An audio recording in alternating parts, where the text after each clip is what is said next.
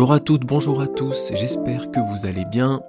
On est le 22 octobre 2025. Et vous savez quoi?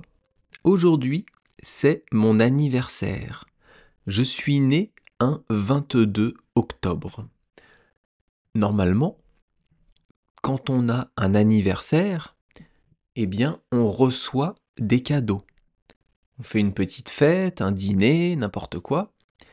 Et certaines personnes, vos amis, votre famille, votre mari, votre femme, vont vous offrir un ou plusieurs cadeaux. Et bien là, ça va être un peu différent. C'est moi qui vais vous offrir quelque chose. Je vais vous proposer une nouveauté sur ma chaîne YouTube que vous pourrez écouter et regarder. Alors je vous explique. Si vous êtes déjà abonné à mon site Patreon, vous avez peut-être écouté Le Petit Prince. Le Petit Prince, c'est un livre d'un auteur français qui s'appelle Antoine de Saint-Exupéry. Et il y a à peu près 8-9 mois, eh bien, toutes les semaines, je mettais en ligne sur mon Patreon, sur mon site Patreon, un chapitre de cette histoire du Petit Prince. Eh bien, à partir de, je pense, cette semaine ou la semaine prochaine, il faut que je vois comment j'arrive à faire la vidéo, je vais vous mettre en ligne un ou deux chapitres du Petit Prince, donc sur ma chaîne YouTube, avec le livre affiché. Ce qui veut dire que vous pourrez écouter ma voix, vous raconter l'histoire, vous lire le livre, et en plus, lire le livre en direct. En fait, je suis en train de monter les vidéos pour pouvoir vous montrer la page du livre, et moi je lis, et quand ça change de page, eh bien je fais un petit montage, un fondu enchaîné, où vous allez pouvoir lire la page d'après. Et ça, c'est mon cadeau. Je vous offre ça pour mes abonnés YouTube. Vous allez pouvoir écouter Le Petit Prince lu par moi. Et pour mes abonnés Patreon, à partir du mois de décembre, eh bien je vais mettre sur mon site Patreon un nouveau livre. Cette fois, ça sera un livre de Jules Verne qui s'appelle Voyage au centre de la Terre. Alors je suis en train de le lire, je suis en train de l'enregistrer. C'est un livre qui fait pas mal de pages, donc c'est assez long. Mais bon, petit à petit, j'avance et je pense que je vous mettrai en ligne sur Patreon un ou deux chapitres par semaine de ce livre. Ensuite, dans 6-8 mois, je pense que je mettrai ce livre en ligne sur YouTube. Et je vais faire comme ça de temps en temps. Je vais essayer d'enregistrer un livre par an, un ou deux peut-être, que je mettrai d'abord sur mon site Patreon pour favoriser les gens qui ont pu s'abonner, et merci beaucoup d'ailleurs. Et après, plus tard, sur YouTube, pour espérer avoir aussi de nouveaux abonnés. J'espère que vous allez pouvoir regarder Le Petit Prince, regarder et écouter pour vous aider à apprendre le français, pour vous aider à mieux comprendre. Ça sera pratique parce que vous pourrez mettre pause et réécouter un passage en relisant la phrase. Et pourquoi j'ai choisi Le Petit Prince? Parce que c'est un livre qui est assez facile à lire. C'est un livre souvent que les parents lisent aux enfants, ou alors que les parents lisent pour eux-mêmes, que les adultes lisent pour eux-mêmes. Moi, ce livre, je l'ai lu en étant adulte. Je ne l'ai pas lu en étant enfant. C'est une belle histoire. Vous me direz ce que vous en pensez. Et n'hésitez pas aussi à me faire un retour sur le format. J'ai essayé de faire quelque chose de plutôt pratique pour vous, pour que vous puissiez et m'écouter lire, et en même temps lire vous-même le livre. Je pense que c'est assez, comment dire, pratique, assez facile d'apprendre du français comme ça. C'est une bonne méthode, donc je pense que ça sera pas mal pour vous. N'hésitez pas à me faire un petit retour, n'hésitez pas à en parler autour de vous si vous connaissez bien sûr des personnes qui veulent apprendre le français. Et aussi à en parler sur Internet, c'est ça en fait qui fait la meilleure pub. Bien sûr, YouTube recommande mes vidéos à des personnes qui veulent apprendre le français, de temps en temps, mais je pense que le meilleur bouche à oreille, c'est aussi sur les forums, sur Discord, sur Reddit, ce genre de forum où on peut trouver de nouveaux abonnés. Mais ça, moi, d'abord, j'ai pas le temps, donc je ne le ferai pas. Si vous avez l'occasion, parlez un peu de ma chaîne, ça sera très sympa. Donc bon anniversaire à moi et peut-être bon anniversaire à vous si vous êtes né en octobre. En tout cas, j'avais envie de vous parler de ça aujourd'hui et de ce nouveau projet que je vous proposerai, je pense cette semaine que je vais commencer à mettre un chapitre du Petit Prince. Allez, maintenant, on va parler de l'expression du jour, ne pas avoir la lumière à tous les étages. Alors, ne pas, c'est la marque de la négation. Maintenant, ça, vous le connaissez, ça va donc donner une phrase négative et pas une phrase affirmative. Ensuite, on a le verbe avoir. Eh bien, on va le conjuguer à 3 temps différents. Le présent, comme d'hab, c'est la base, il faut le connaître par cœur. L'imparfait, le verbe avoir, eh bien, on l'utilise aussi beaucoup. Et on va faire le futur simple. Avoir au présent, ça donne j'ai, tu as, il a, nous avons, vous avez et ils ont. Avoir à l'imparfait, temps du passé, ça donne j'avais, tu avais, il avait, nous avions, vous aviez et ils avaient. Après, on a avoir au futur, ça donne j'aurai, tu auras, il aura, nous aurons, vous aurez et ils auront. Et ici, dans l'expression ne pas avoir la lumière à tous les étages, avoir, ça veut dire posséder, exister. On peut dire ne pas posséder la lumière à tous les étages. C'est pas très naturel, mais on comprend. On utilisera plutôt le verbe avoir. Je vous donne le sens dans la phrase, dans l'expression, parce que c'est assez pas spécifique, mais comme le verbe avoir a plein de sens différents, je vous le donne pour l'expression du jour. Après, on a la lumière. La lumière, c'est ce qui permet de voir. Quand il fait jour dehors, eh bien c'est grâce à la lumière du soleil.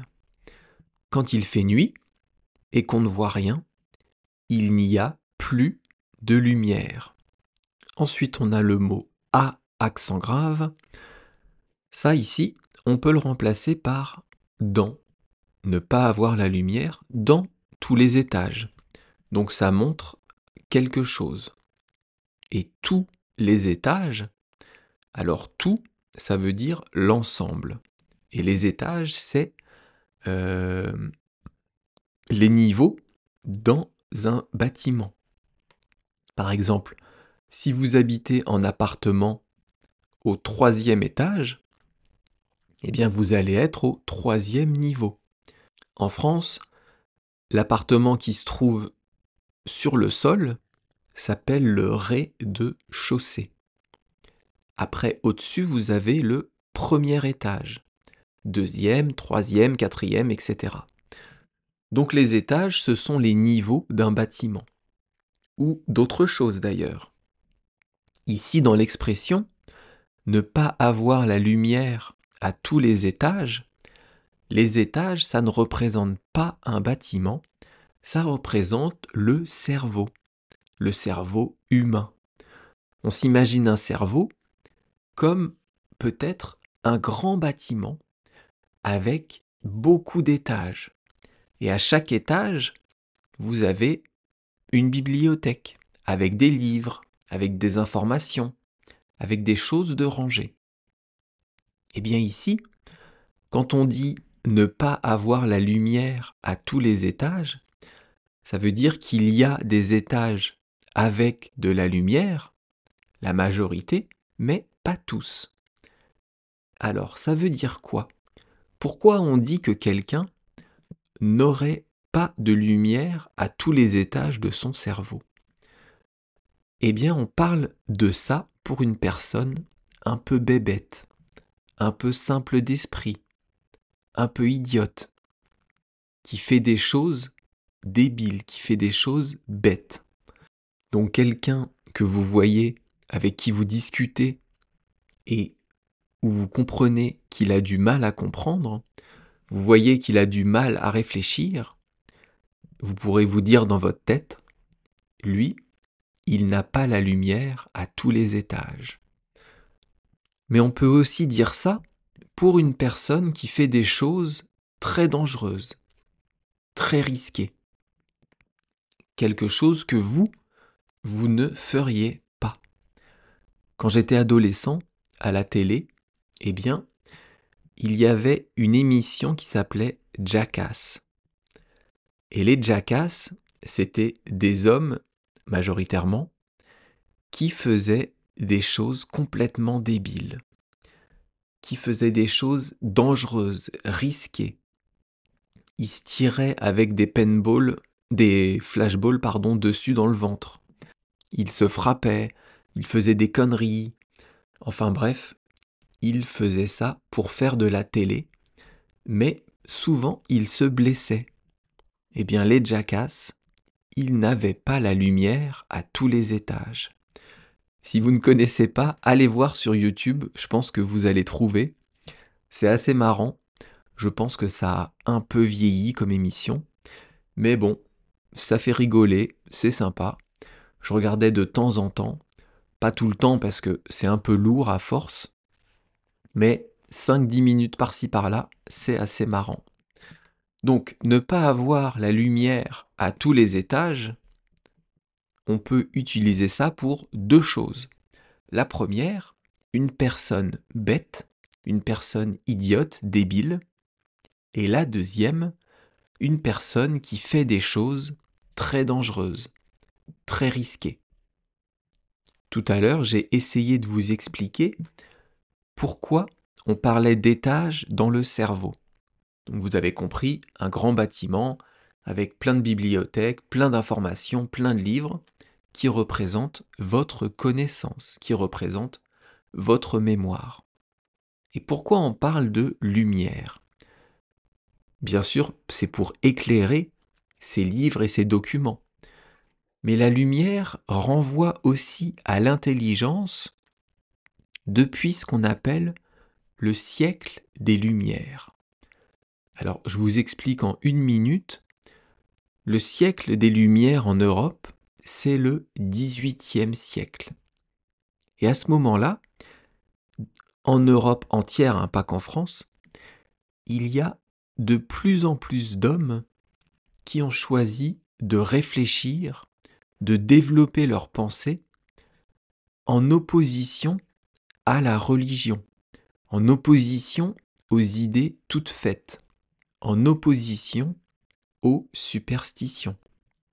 Ces hommes qui étaient vivants au siècle des Lumières et qui voulaient faire avancer l'esprit humain, faire avancer la pensée, eh bien on choisit de réfléchir et donc de permettre le développement des arts. Il y a eu ce qu'on appelle donc le siècle des Lumières, le XVIIIe siècle, dans beaucoup de domaines. Ça ne s'est pas limité à la pensée, la philosophie, ça a aussi touché les arts en général, la musique, l'architecture, la sculpture, etc., la philosophie, etc., etc. Donc, depuis cette période-là, depuis qu'on a appelé le XVIIIe siècle le siècle des Lumières, le siècle de l'intelligence, eh bien, la lumière renvoie à l'intelligence. Et donc, on dit ne pas avoir la lumière à tous les étages, pour quelqu'un de bête, ça veut dire ne pas avoir de l'intelligence partout. On peut être intelligent sur certaines choses, mais bête dans d'autres. Enfin bref, vous avez compris.